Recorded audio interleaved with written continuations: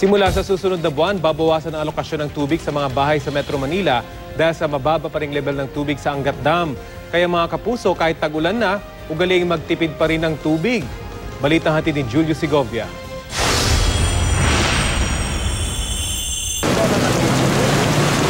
Muling bumuhos ang malakas na ulan hindi lang sa Metro Manila, kundi maging sa ibang bahagi ng bansa.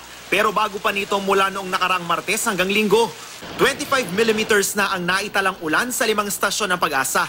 Hindi rin bumaba sa 1 millimeter ang ulan sa 3 sumunod na araw. Ang mga yan, batayan daw para sabihing opisyal ng pumasok ang tag-ulan. Sa kabila niyan, ang level ng tubig sa Angat Dam bumababa pa rin. Mas mababa pa nga sa minimum operating level.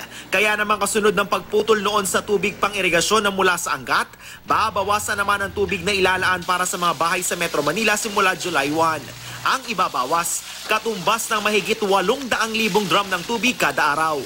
Malamang pababa pa yung level ng Angat unless na may mga malakas na pag-ulan na darating doon sa watershed. Dahil sa desisyong yan, nagbabala na ang Maynilad. Posible raw magrasyon ng tubig, bagay na nangyari kung kailan panahon na rin ng tag-ulan.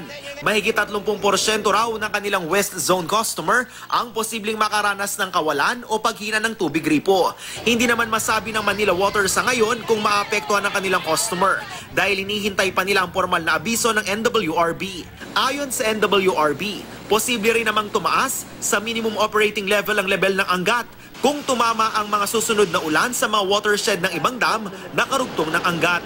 Dahil nag-uulan na, may in-expect naman tayo ng mga pag-ulan sa watershed naman ng Lamesa at saka Ipo. No?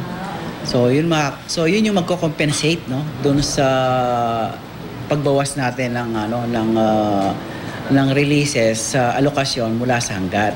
Malaking tulong din ang pagtitipid sa tubig.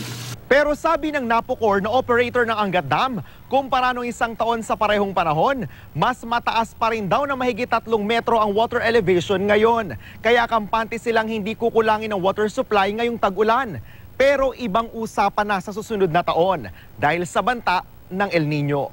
Ano nga ba yung inaasahan natin na elevasyon at the end of the year or summer next year? Iyan yung kailangan ng paghandaan ngayon pa lang. Julio Segovia, GMA News.